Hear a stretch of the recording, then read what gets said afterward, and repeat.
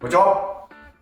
大工のしょうやんです。今回はこのダイニングキッチン、リビングですね。これの全面改装、もう流し台も新品にします。天井も床も壁も、そしてこの隣にある今ですね、今の床も一面に揃えて同じ床を貼っていきたいと思います。今回はまずこの解体からやっていきます。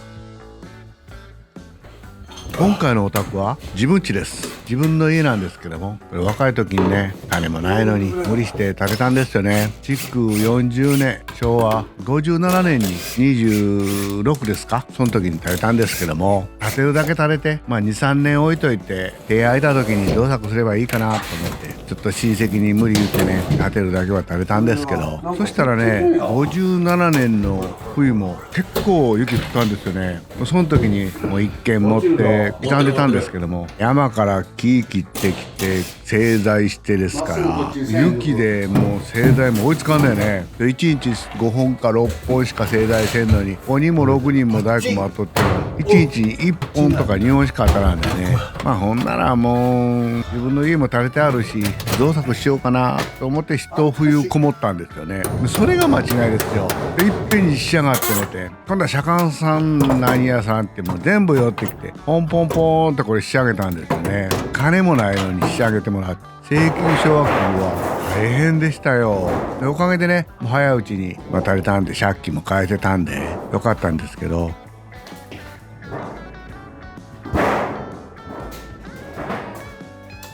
なんせ自分家ですから、解体からもう何から自分でやってきます。解体はね、もう時間をひっくり返せばいいんでね、時を逆さまに回してやれば砕けていくんやね。一番最後にした仕事を一番最初に砕いていけばいいんです。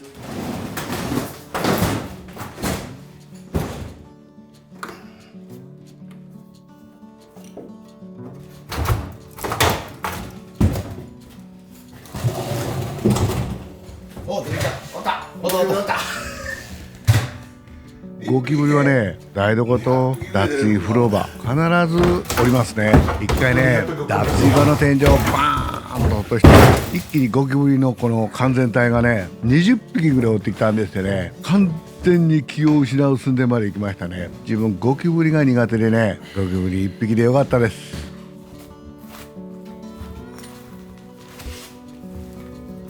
重っ。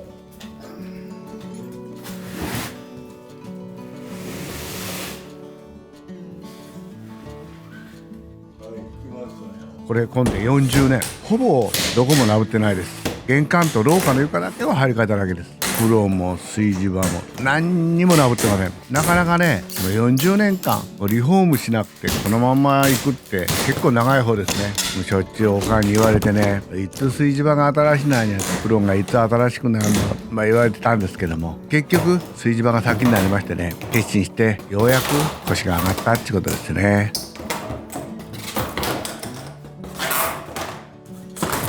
今これ解体してるんですけども、解体でね、自分の作った家、それをなかなか砕いて壊してリフォームするってめったにしてないですね。ましてこの自分の作った家はなんとなく嫌ですね。砕いていくと自分ながらのあらと言いますか、手抜きと言いますか、なんせ自分の家ですからね、ゆっくりしとったんではもう話にならんでね、予想以上に早くしてるってことだよね。だからやっぱしあっちこっちちょっとあらが目立ちますよね。でも不思議なもんでね、ボード1枚めくっても動物何本か砕いても、やはりその当時の40年前にこんなこともあったんやなってやっぱ思い出しますね。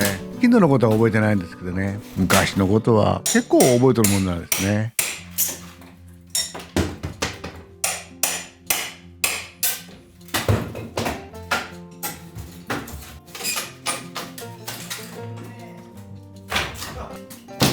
自分はね、タバコを20年吸いました。40でやめたんですけども、家ができて14、15年でね、本当にこの壁と天井は汚れましたね。毎年この暮れにはね拭いてたんですけど、天井だけはね柄が浮き出てるんですよね。だからもう全然拭くことはできないです。やっぱ15年で真っ黒になりましたね。そこからいくら吸わなくても15年分のほこりまた汚れですから、汚れてるもんですよね。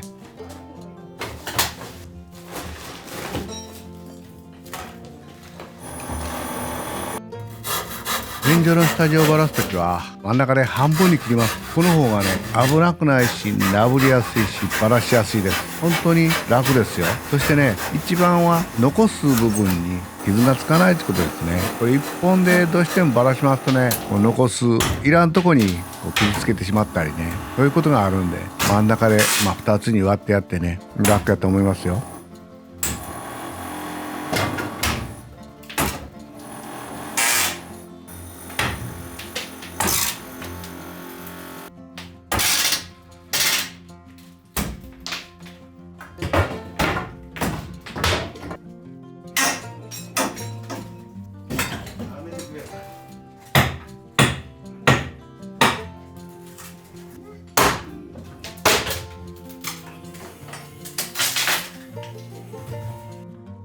今度はね炊事場の中で一番地味な目立たないタイルをめくってきます。タイルはね十分綺麗やなと思って若い頃に選んだんですけども、この色だけはね40年ずっとこの文句言われましたね。なんかこうみんな気に入らんのよね。入った時にパーッとこの山吹色が綺麗なんですけどね、どんなセンスしとんやこんなんありえんやろって言われてやっと解放されます。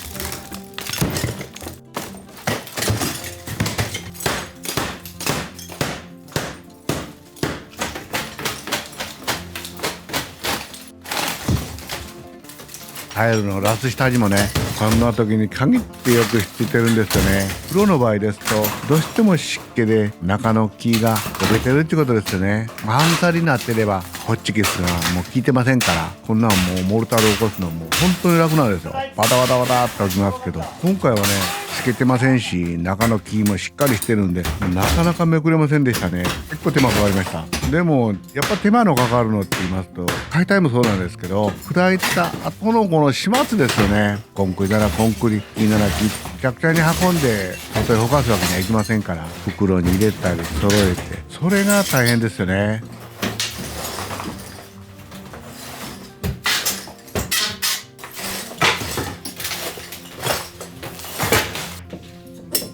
そして解体の後にきれいに釘じまいします。解体さんにやってもらうと釘じまいがしてもらえないんですよね。釘は残ったまんまです。ほこりもそのままです。自分でやってますから、まず床だけは残して上から砕いていきます。そして釘じまいをして床のあるうちに上の高いところの掃除はしてしまいます。そうすればもう上の土は落ってきませんからね。上からきれいにしていきます。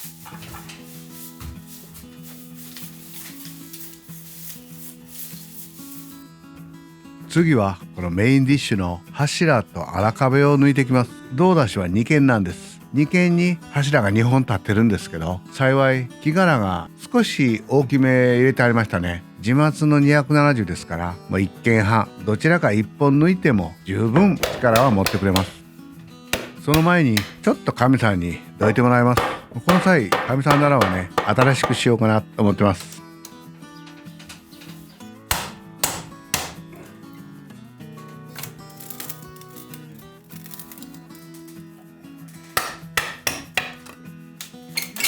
こういうボードに塗ってあるような片面壁はね表からでなくて裏側から下地をばらして裏に外します。そうすると綺麗に一枚ごとストンと取れます。砂も粉も出ませんしね、これはもう楽ですよ。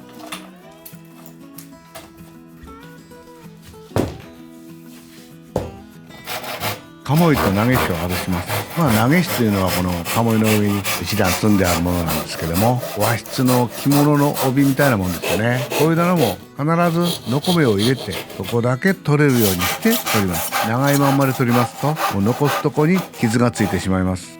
正直和室を砕くとはねちょっと思わなかったんですけども、座敷回りをねする時これ大変だったんですよ。製材所に乾いている木がなかってね、鴨居をみんなこの自分で乾かしてね、もうにわか乾かしでね生を入れてしまったんですけども、特にこの投げ石はね本間も入れたかったんです。でもね本物の投げ石1本で建材の投げ石が4本から5本変えたんですよね。どうしても安い方にして、これ張り物でしてあるのってこの投げ石だけなんですけど、今となるともう真っ黒でね。今度は荒壁、これを砕いていきます。まず筋替えを外します。筋替えは表にありますから、これを外さないと壁下地が切れない、外せないってことですね。筋替えが一本この欠損してしまうんですけども、それをまた反対側の壁にね入れてやればなんで OK ですから、壁をまず解体していきます。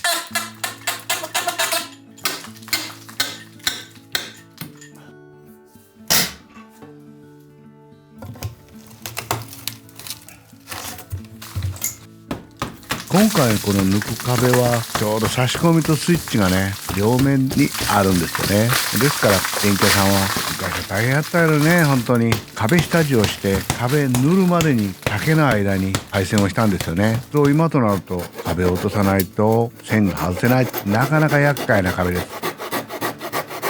壁下地にはこういう抜きが4枚、そしてその間にまたマータしていて竹を両側の柱にね穴掘って止まってます。それをわら縄でね編んであります。とにかく重いです。できるだけ粉々にならないように3つに分けて切ります。切る部分だけはこの壁を落としてね、溶かしてあった真ん中なんですけど、また引っ張り出してきて電池さえはめれば切れますから、こんなのなかなか竹をね手で切るの大変です。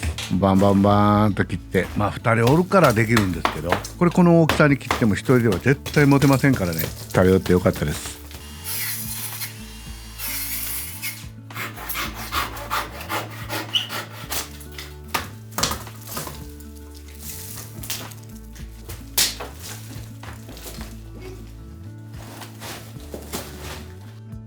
柱を抜きます。柱も同じように切ります。小僧の分だけ切って抜く人もいますけども、よっぽど簡単に取れる場合はそんでもいいんですけども、大体は上か下で切ります。切るのも倒す方向に広くなるように横目を入れます。そうやないと動きませんから。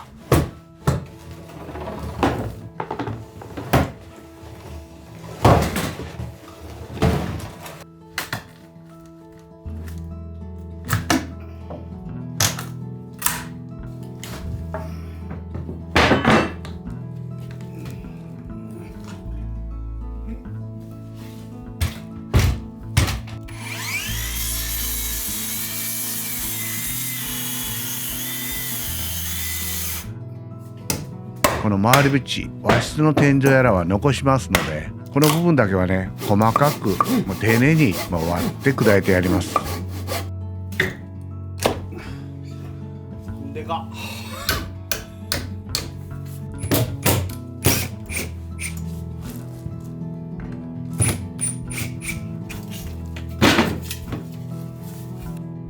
最後の床をばらしていきます。床は12ミリのコンパネの上に2ミリから3ミリぐらいのこのクッションフロアを貼った仕上がりになってます。これ貼った時は綺麗なんですけどね、もう10年以上経ちますとね、表面劣化して縮んであんまりいいもんじゃないですね。これが40年ですから、よく持たしたもんですよね。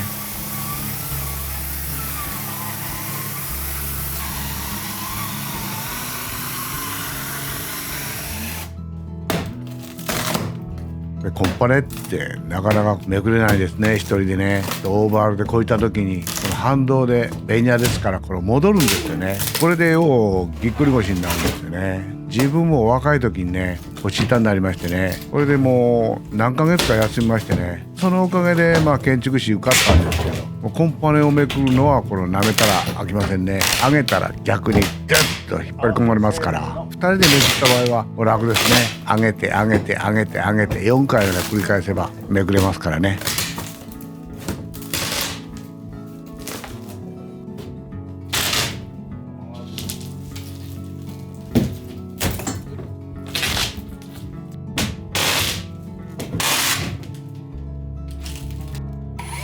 今回のダイニングキッチンのこの古い革全部やり直します。大引きまで外します。というのはやはりね地盤が弱いんですね。家の中央が下がったんですね。大黒柱もその隣の柱もだいたい15、6ミリ下がってたと思うんです。この際全部水平をやり直す。炊事場だけはねキッチン組む何するにしても水平と太刀はねきちっとしてやらんと増えませんから、一旦全部ばらします。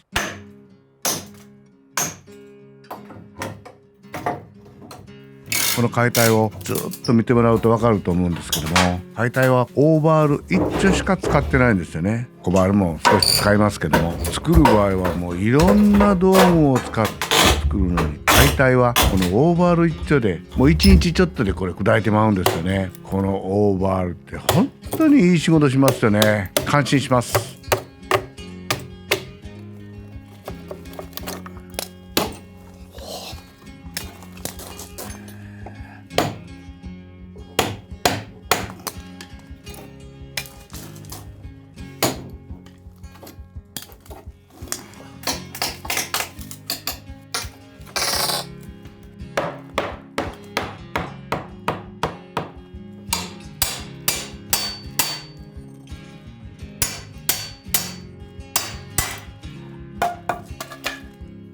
で最後に大引きだけは丁寧に砕きます。これは使ってやろうと思いますし、カマツの一種ですね。橙です。これはもう硬くなってます。結構割れてますけど全然腐ってません。土台も同じ材料を使ってるんですけども、自分のクレオソードはね、防材ですね。本当にこのいい仕事してますよね。その代わりね、手やら顔にちょっとでもついたらもうめちゃくちゃかぶれましたよね。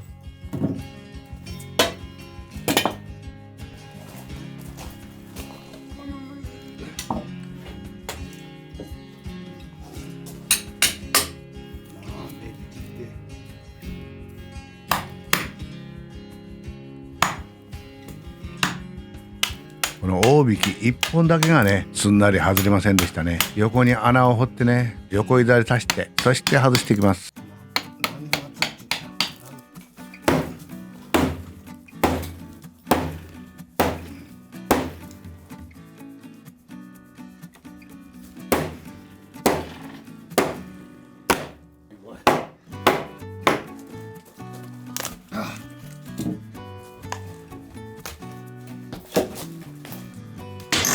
そして最後にこの和室の床板、杉のゴブ板を外していきます。この和室はこの根太はそのまま使います。この上に調整して床を張っていきます。